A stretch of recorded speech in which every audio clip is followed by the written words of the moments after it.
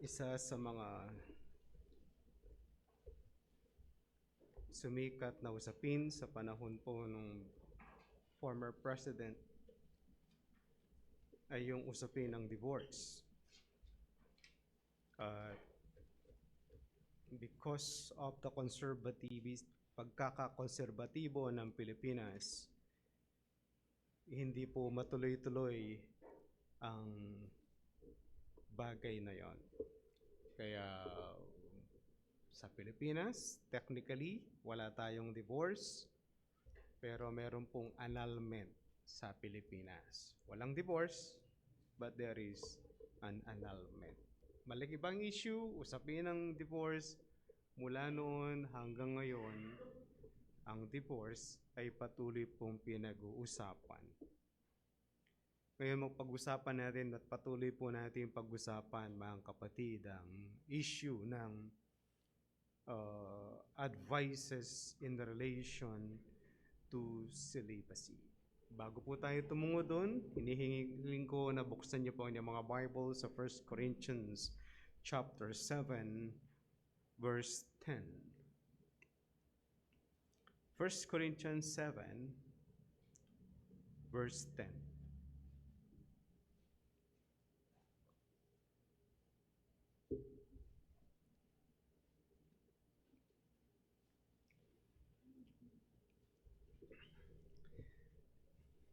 1 Corinthians 7, verse 10, to the married I give this charge, not I, but the Lord.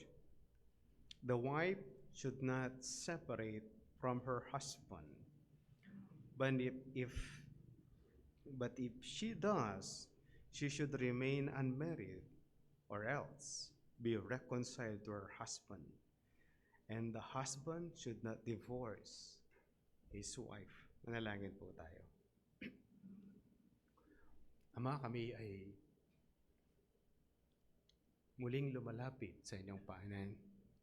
Humihingi kami ng talino, ng kaalaman para maunawaan po ang inyong mga salita.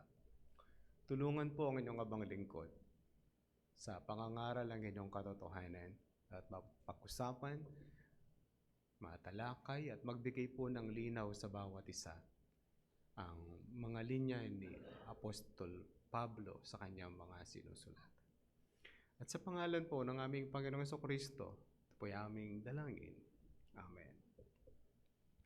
Mga kapatid, tinatalakay, pinag-uusapan pa rin po natin advices in relation to celibacy. At natalakay na po natin in verse 1 hanggang verse 9, advice to the unmarried.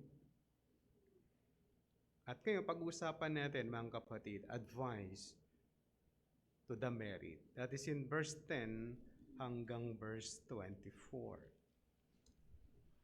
Then yung last point will be taken up next week. Doon na po natin natatalakay.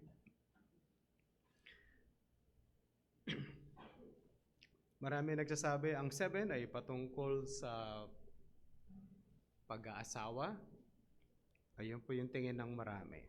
But sabi ko nga last time, ang tingin ko is about a correction about sa view na nandun sa verse 1 na sinabi po ng mga taga-Corinto, mananampalataya sa Corinto, na meron silang issue na ganito. Sabi nila, it is good for a man not to have sexual relations with a woman. Kaya yun po yung kanilang slogan na ginawa. And para maipakita siguro kay Apostol Pablo na we're moving forward in holiness, at dahil sa problema namin sa aming community, parang ito pinakamagandang gawin at pinakamagandang panuntunan para sa aming iglesia. And dahil dito, at binanggit nila ito kay Apostol Pablo, then Paul try to give them advice. And this time is not simply advice, but a command. Na kung saan kung ano ang kanyang nais mangyari, o kanyang pananaw at gusto niyang ituwid na pananaw na doon ka sa kanilang slogan. Ngayon, Nung una, napag-usapan po natin yung hindi pa nakakapag-asawa. The unmarried. They should get married. Sabi niya, dapat kapag hindi nyo kaya ang inyong passion, then it's good to get married. At ulitin natin mga kapatid, ang pag-aasawa, hindi dahil hindi mo kaya ang struggle mo sa iyong laman. Hindi po yun ang tinuturo ni Apostol Pablo dito. Yung point lang niya is, ito ang inyong slogan, pero you burn in passion, nag-struggle kayo dito. Kung nag-struggle kayo, pinipilit nyo pa rin yung slogan ninyo, mag-asawa na lang kayo. Kasi problema kayo, hindi nyo naman kakayanin at di nahihirapan kayo. Yun po yung kanyang point. Malinaw ang pagkakalagay po ni Apostol Pablo sa ibang mga linya ng Biblia na kung saan ang pag-aasawa ay pinaghahandaan.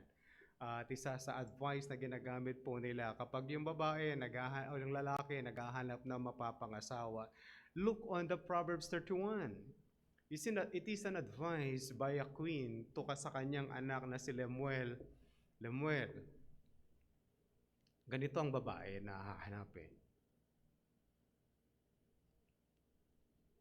A woman with integrity. Isang babae na maayos, marunong sa bahay. Ayun po yung sa issue nila sa pag-aasawa. Dapat daw yung pipiliin mong babae, marunong sa bahay. Pag hindi marunong sa bahay yung gugustuhin mo, paano niya gagawin yung sa Proverbs 31? Hindi marunong magluto ng kanin. Kanin pa lang. Sabi ng isang Amerikano, sabi niya, maraming Amerikano ngayon, tubig lang, di marunong magpakulo. O baka nilagang itlog, hindi pa niya maluto. Hindi pwedeng ganun. Dapat yung babae has a character. It's not show off na pinapakita ang kanyang katawan at para ilathala. Tapos, sabi nga nung nilagay sa Facebook nung panahon na nauso yung mga ganong usapin, kung ang katawan mo ay mahalaga, dapat tinatago mo, sabi niya. Pero kung gusto mong hindi naman mahalaga yan, o sige, bulat-lat mo na lang sa buong mundo. Ganon din naman yung lalaki. Sabi niya, yung lalaki, dapat yung lalaki has a character and a growing man in the faith. Paano niya ililid ang kanyang asawa niya sa kabanalan kung siya mismo hindi lumalago sa pananampalataya, hindi nag-aaral sa Biblia, hindi marunong sa salita ng Diyos? How can he lead?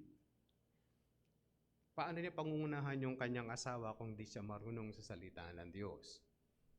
O baka yung nanliligaw, hindi pa marunong magbukas ng Bible, busted na kagad yun. Kasi yun ang malinaw ang pagkakalagay ng Ephesians 5, na yung lalaki, hindi lang siya simply mamamatay, ibibigay niya ang buhay na for the wife, but pabanalin ang kanyang asawa, sabi niya.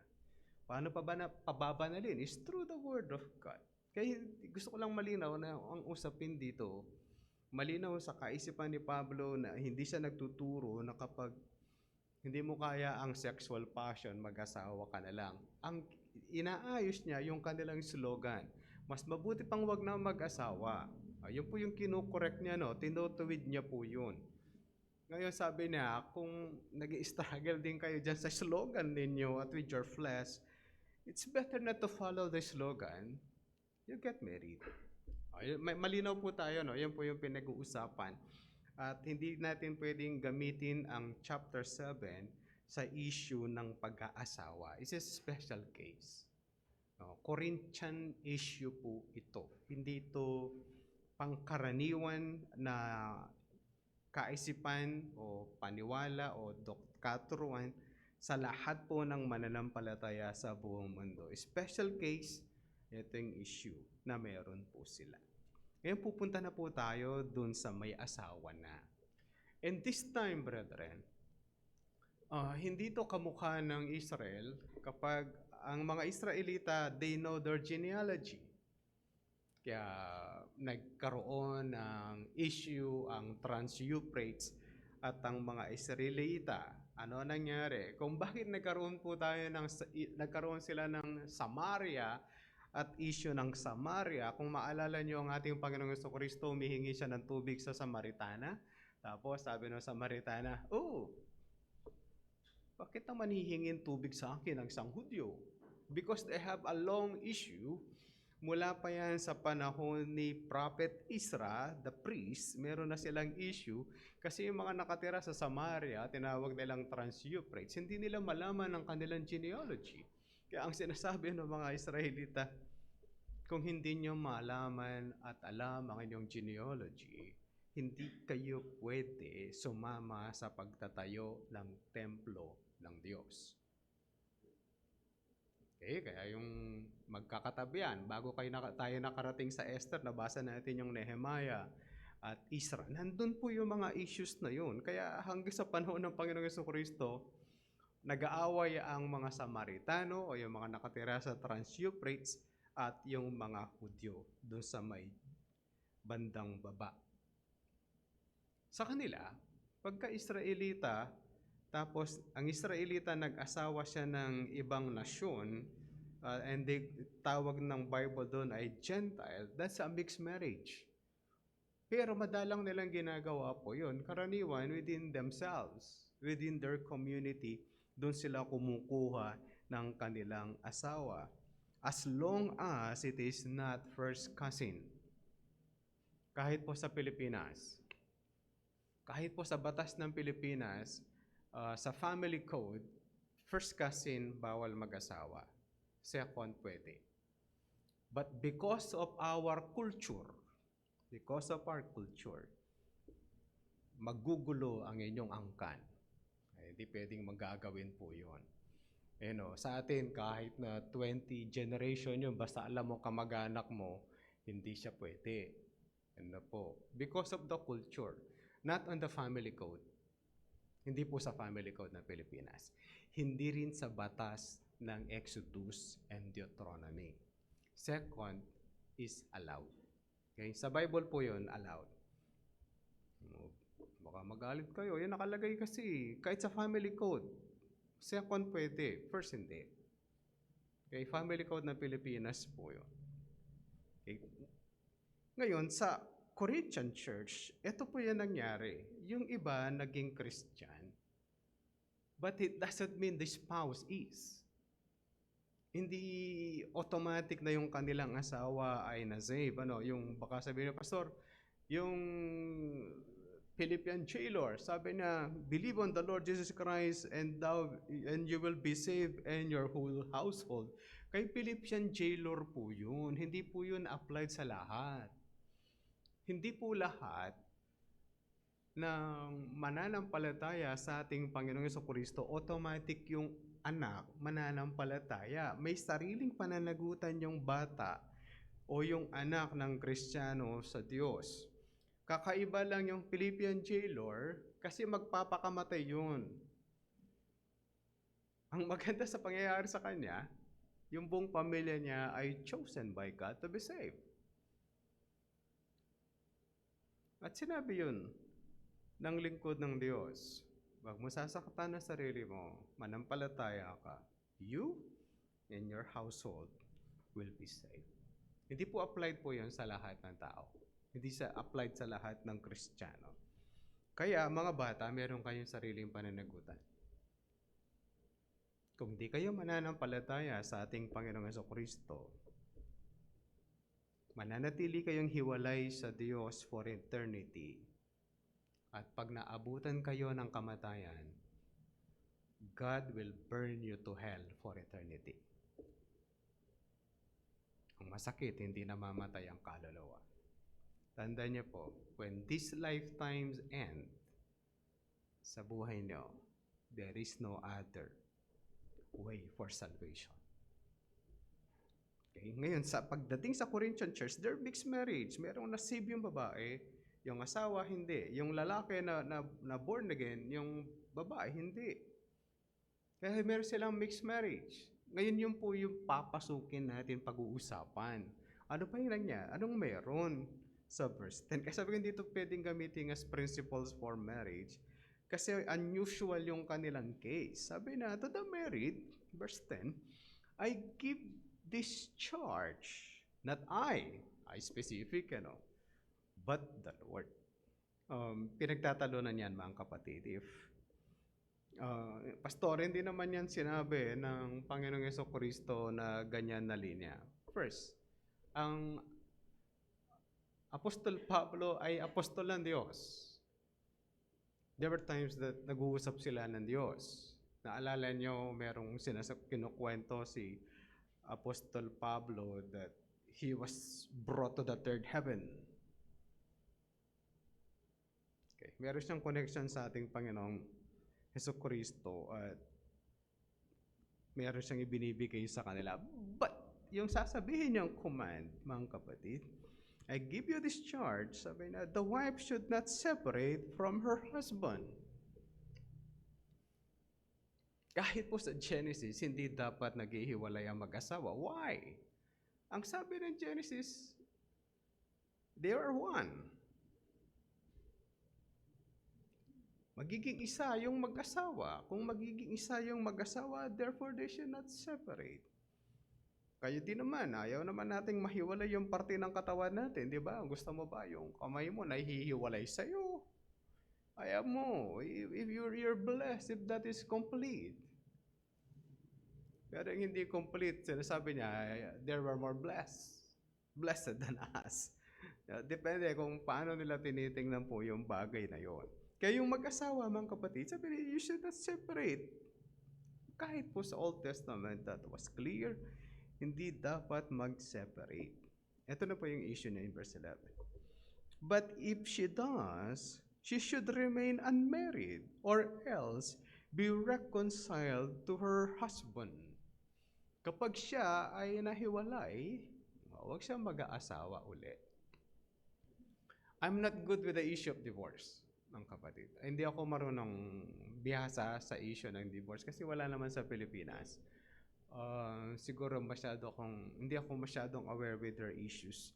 Kasi sa Amerika, magdi-divorce, mag-aasawa. Meron yung kinasal ngayon, bukas magdi-divorce. Minsan wala pang 10 araw na di-divorce na yung mag-asawa. Wala lang, napag-isipan lang nila magpakasal, tapos divorce na sila. Naisip siguro nila hindi daw sila bagay, kaya sila ay nag-divorce. Malinaw po yung pagkakalagay ng Biblia. And we appreciate sa Pilipinas, wala tayong divorce, is simply an annulment. Medyo pahirapan po yung annulment. Kaya hindi basta nagdi-divorce. Bakit? They're one. Kapag naghiwalay, si babae sa lalaki, huwag siya mag-aasawa.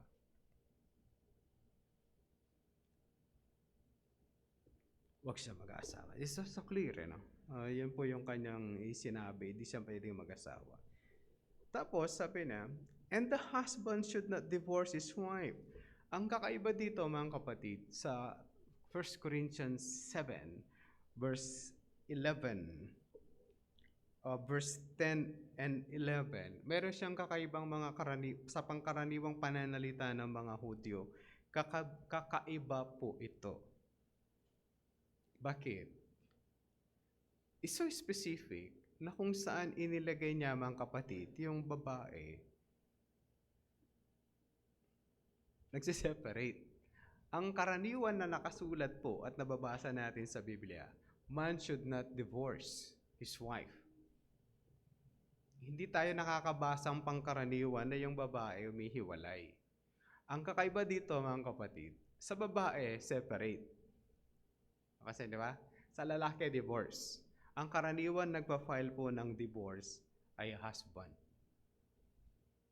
Yung babae, hindi siya nilagay. Ano kakaiba din, no? Hindi niya nilagay ni Apostol Pablo na divorce. Ang mukhang hihiwalay lang ito, tapos seemingly divorce na po yung itsura. Para sa Pilipinas, ang dami-daming mag-asawa tapos maghihiwalay, tapos bigla na silang may asawa rin. Okay? Kaya ganun po yung kanilang ginagawa. Sa Pilipinas, marami pong ganun. Ang punto nito, mga kapatid, humiwalay, parang walang divorce na nangyari, Tapos hindi siya pwedeng mag-asawa ulit. Yun po yung pagkakalagay ng 10 and 11. Kailangan daw siyang manatili na walang asawa. And that is the charge of the Lord Jesus Christ. Ganun din yung husband should not divorce his wife. Mga kapatid, we're talking of a Christian context. Sa church po ito ay sinulat. Ano po? We don't apply this at ipipilit natin sa community na kung saan hindi mananampalataya yung mga tao. Isinulat po ito sa Corinthian Church na merong issue about celibacy. Sa kanila issue to, mga kapatid. Kaya hindi sila dapat daw mag-divorce. Hindi ba tinanong ang Panginoong Jesucristo dyan, sabi ng mga Pariseo is, paano? Namatay yung isa, namatay yung isa, sino yung mapapangasawa niya? O pwede pang i-divorce yung asawa, ayon doon sa Mateo, sabi na hindi. Kapag nag-divorce yung asawa, di pwedeng mag-asawa ulit. Kaya dito, mga kapatid, and this time, it is a Christian context.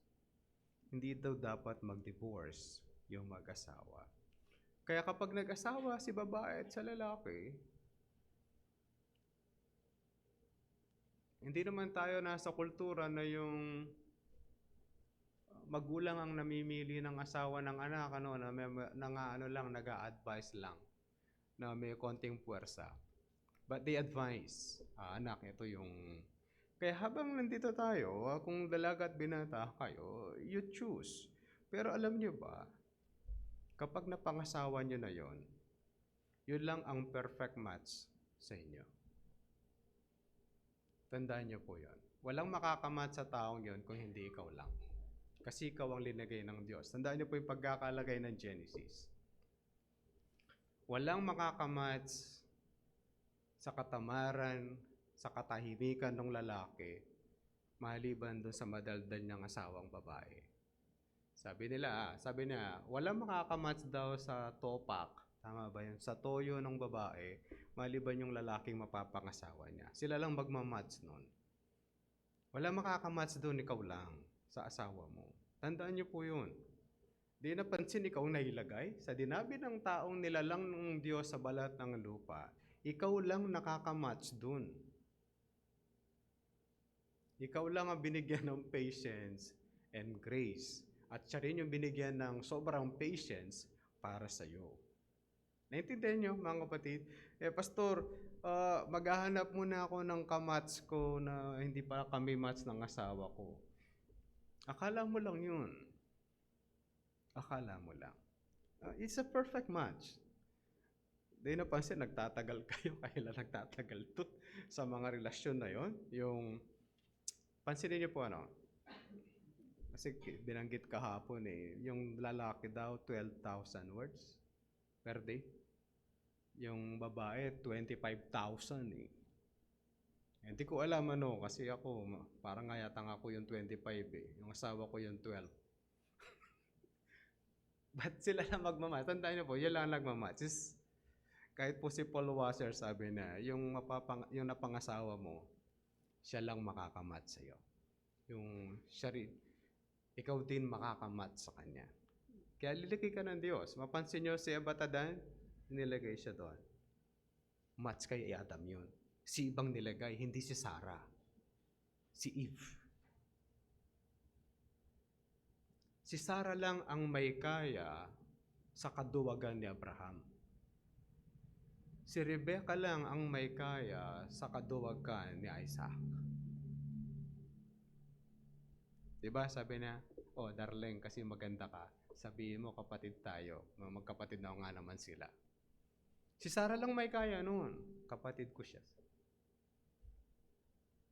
At si Ruth lang ang matagal na inihintay ni Boaz. Manggagaling pa sa Moab. Biyuda pa. Walang pera pa yung babae. Si Boaz lang nakamatch doon. Siya lang nakamatch. Sa dami-daming magandang babae sa lupain ng Bethlehem. Yung manggagaling pa sa Moab ang makakamatch sa kanya. Intindihin niyo, mga kapatid? Kaya pa yung issue ng divorce, sabi, hindi kami match. Yan ang binigay ng Diyos sa'yo. That's the perfect match para sa'yo. Pastor, ng boxing, ikaw lang ang may kaya maging punching bag nun. You are put there by the Lord. Kaya yung divorce, hindi talaga ini-encourage. Ang sabi ng Panginoon sa Kristo, Dahil sa katigasan nyo ng ulo, kaya may divorce. Kaya may divorce kayo. Dahil linagayan ni Moses. Kaya tuloy po natin. Mukhang malayo-layo pa ako. Verse 12. To the rest I say, I, not the Lord. Mabuti pinag-usapan natin na puzzle, no? Yung apostol lang Diyos, ito ang kanyang linya. You see the humility of the apostle Paul na taking all, alam niyo yun, yung tapang niya na apostol ako, therefore you better listen. No. To the rest I say, not I, not the Lord, that if any brother has a wife who is an unbeliever and she consents to live with him, he should not divorce her. Mga kapatid, ito na po yung sinasabi ko kanina na ang mga Hudyo, pag nag-asawa ng ibang nasyon, is a mixed marriage. Dito mga kapatid, yung isa na born again, na saved, yung isa hindi. Definitely, magkakaroon sila ng issue sa kanilang pag-aasawa at sa kanilang pamumuhay bilang isang mananampalataya at hindi mananampalataya. Before I move on, hindi po ito kakahalin tulad sa dalaga at sa binata. Yung dalaga at binata, may choice pa siya to choose a spouse. Ito, nandun na po yun. Kaya may asawa na siya. Malinaw, may asawa na. Hindi po ito kaparehas nung dalaga at binata. Ito may asawa na siya. No? Hindi pwede yung sasabihin nung isang Kristiyano, mag-aasawa na lang akong unbeliever, pwede naman, kamukha yan ang verse na yan. Mag-asawa na po ito. Hindi natin pwedeng gamitin to na kukontrahin niya na sa 2 Corinthians yung do not be yoked with unbelievers. Sabi doon. But it's more all comprising kasi yung pagkakalagay po ng 2 Corinthians. Kaya kung gagamitin po natin yon dito, Pastor, ayan dapat humiwalay sila kasi unequal yoking. Ang lilinaw po ni Apostle Pablo, with the issue of celibacy, tapos nasave yung isa, nasave yung babae, sabi niya, kapag okay lang sa babae, sa lalaki, o yung nasave yung lalaki, tapos okay lang doon sa babae na magsama pa rin sila, dapat hindi sila mag-divorce. Malinaw. Tapos, ito yung kakaiba talaga yung Korinto, lalagay niya rin sa babae, sa specific. Verse 13, if any woman has a husband who is an unbeliever, o babae naman, malinaw malinaw po yung pagkakalagay para paras.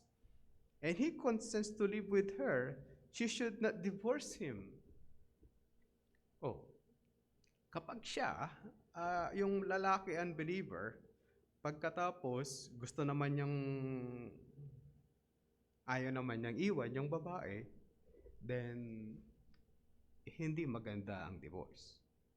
Hindi dapat mag-divorce. Malinaw po Christian yung lalaki, nasave yung lalaki, yung babae unbeliever, at gusto pa rin niyang asawa yung Kristiyano, then they should live together. Huwag magdi-divorce. Yung babae nasave, yung lalaki hindi. Hindi rin sila magdi-divorce. Basta't gusto ng unbeliever na ma-retain sa ganon. Verse 14. For the unbelieving husband is made holy because of his wife, and the unbelieving wife is made holy because of her husband. Okay? Kapag may Kristiyano sa grupo na lumakad ng may kabanalan, makikita po yun ng mga unbelievers. And they will prevent sometimes nagagawa ng kalokohan kasi may Kristiyanong maayos. Ganon din sa mag-asawa. Kapag yung spouse, believer, yung isa unbeliever, makikita ng unbeliever yung kabanalan ng kanyang asawa, then mag-iingat din po yun nagagawa ng kalokohan. By that, nasa sanctify, di po ito masisave, nasa sanctify, yung kilos niya ay nagiging maayos. Kaya sabi niya, otherwise your children would be unclean but as it is, they are holy. Ang mahirap, pag yung mag-asawa naghiwalay, ang apektado po nito mga bata. Bakit disturb ang mga bansa na mayroong divorce? Alam niyo bakit? Kasi yung mga bata lumalaki na walang magulang. Lalo na kapag yung relationship was based on lust. Pag nabuntis yung babae, biglang mawawala yung lalaki. Pag lumaki yung bata, isa lang yung parent. Kapag nag-asawa pa yung nangaalaga sa kanya na magulang, iiwan dun sa lola o kaya bahala na yung bata. Orphanage ang bagsak. Kaya yung community nila is from bad to worse. At palala ng palala po yun. Kaya ganun po yung effect po nito. Verse 15. Ito, kung gusto nyo na pong mahiwalay, ito na po yung line. Pastor, ito na, pagkakataon. If the unbelieving partner separates, yung unbeliever po yung aalis, let it be so. Kung ayaw nang kasama yung Kristiyano, wala ka nang magagawa doon. In such cases, the brother or sister is not enslaved. God has called you to peace. Kapag yung unbeliever, ayaw niyang kasama yung Kristiyano, hindi maghihiwalay po kayo pagka ganon. Wala ka nang magawa doon. Malinaw. Kaya pagka humiwalay yung unbeliever, sabi nito, papayag po yung Kristiyano doon sa bagay na yun. Sa Pilipinas, medyo madalang yan. Kaya lang sa Korinto po ito eh. Sa Korinto, mukhang marami ang common sa kanila ang naghihiwalay because of their sexual issue. Sa kanilang kultura, malaki pong problema po yun. Kaya sabi niya doon sa verse 16, for how do you know, wife, whether you will save your husband? Or how do you know, husband, whether you will save your wife? Isa sa mga usapin namin kahapon doon sa love, courtship, and marriage. Kasi nandun kami sa courtship. Nandun ako sa part ng courtship. Sabi ng iba, pastor, kapag okay lang na manligaw ng unbeliever, witnessan na lang namin. Sabi ko, paano nyo nasiguradong masisave yung witnessan ninyo?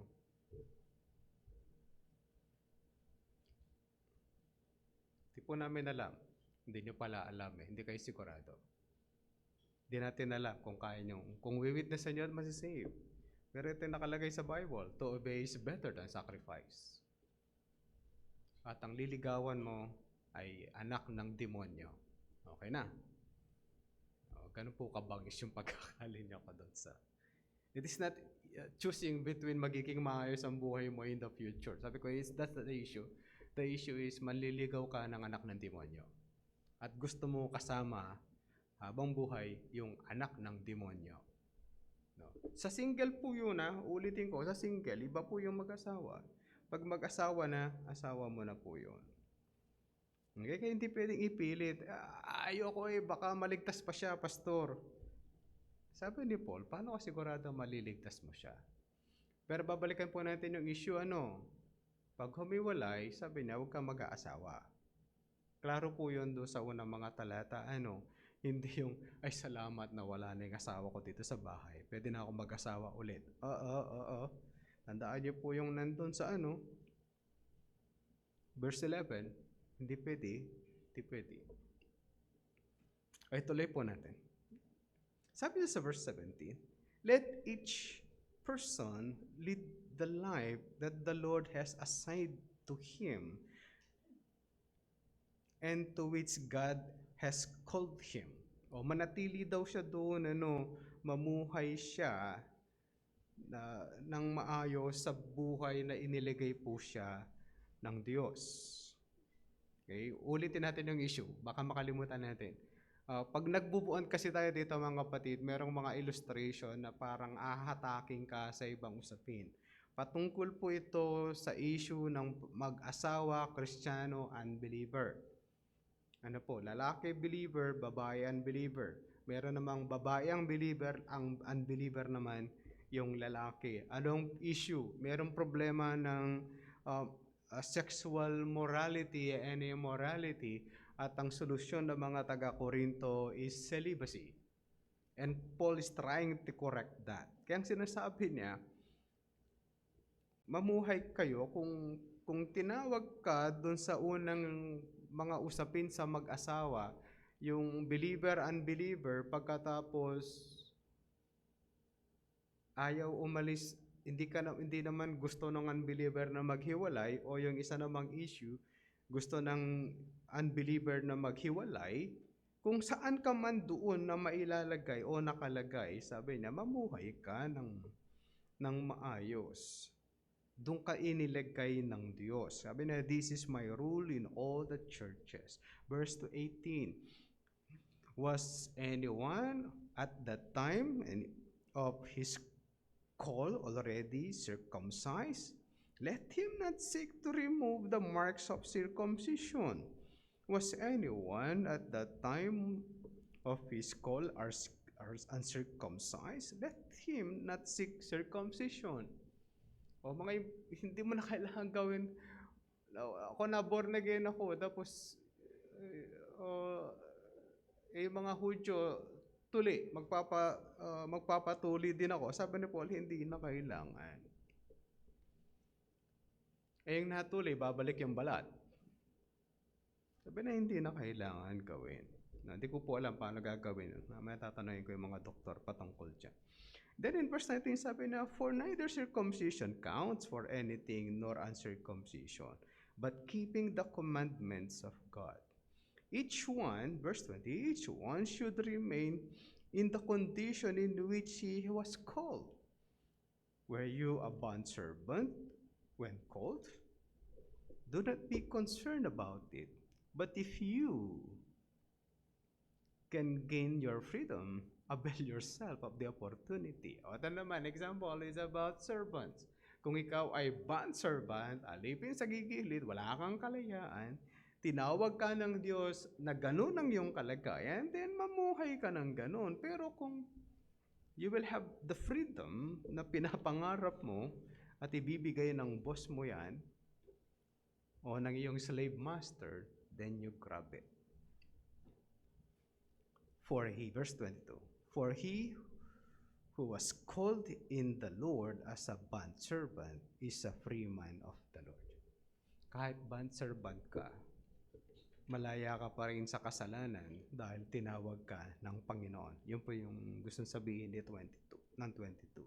Kaya sabi na, likewise, he who was free when called is a bondservant of Christ. Kung ikaw naman ay pinanganak na malaya sa pagiging alipin ng alinman, alipin ka pa rin ng ating Panginoong Jesucristo. Alinman ang iyong kalagayan, ikaw man ay, ang asawa mo man ay believer o unbeliever, ikaw man ay nasa kalagayan na gustong hiwalayan ng asawa mo dahil sa iyong pananampalataya, ikaw pa rin ay bondservant ng ating Panginoong Jesucristo. At ang 23, ang sarap niya mga kapatid. You were bought with a price. Gaano kamahal yung bayad? Ang Diyos, nagkatawang tao,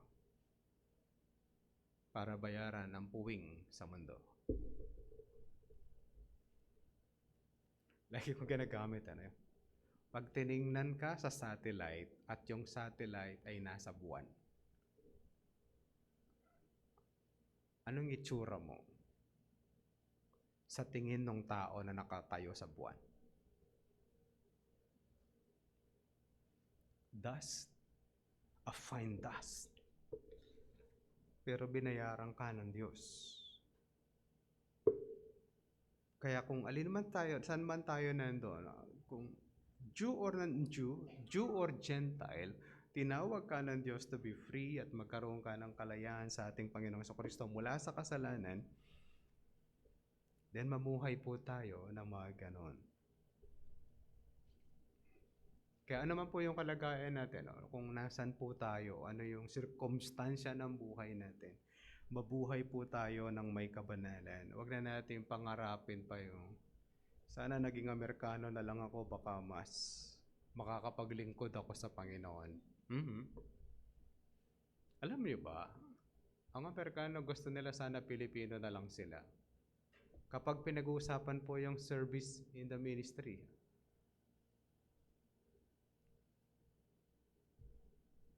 ganun yung iba naman, sabi, mahirap siguro maging Kristiyano sa Korea.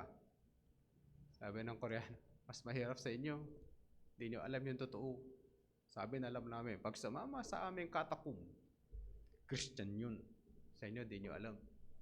Kasama nyo sa church, nagwo-worship, nagtataas ng kamay, pumapalakpak, di mo alam kung yan ay totoong may pananampalataya sa ating Panginoong Jesucristo. Kaya sabi niya sa verse 24, so brothers, in whatever condition each was called, there let him remain with God. You married? Then, remain married. Kung allowed ng circumstansya. If you struggle with your flesh, wag mo nang gawing slogan yung it's better na yung tao ay mas banal kung siya ay hindi mag-aasawa. Mag-asawa po kayo. If it is called for. Para dumami po yung mga apo namin.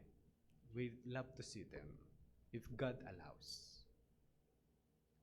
Pero kung hindi naman, then we'll serve the Lord and do the part na gusto niyang ipagawa sa atin habang tayo ay nandito sa balat ng lupa.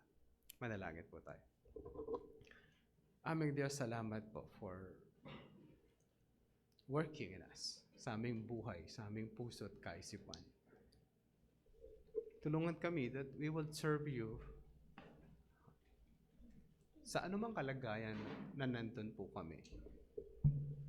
Whether we're free or not, kami man ay nasa antas ng may kayamanan, kakaunting kayamanan, nasa panggitnang kayamanan, sa pagtatrabaho o anumang lugar kami nagtatrabaho, tulungan kami that will be living according to your word.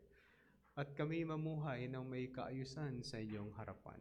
Tulungan kami, o aming Diyos, na habang nandito po kami sa balat ng lupa, na kami maging lingkod po ninyo, your bondservant, upang ang inyong mga salita ay may palaganap at ang aming buhay ay maging testimonya sa iba at makita po nila ang kaligtasan sa mamagitan ng makita yung buhay po namin at gayon din sa inyong mga salita. Tulungan, o aming Diyos, sa mga makakasalamuhan namin that they would see your grace and mercy at sila rin ay makatamasa ng kaligtasan na nagmumula po sa inyo. Sa pangalan po ng aming Panginoong Jesucristo, ito pong lahat ang aming dalangin. Amen.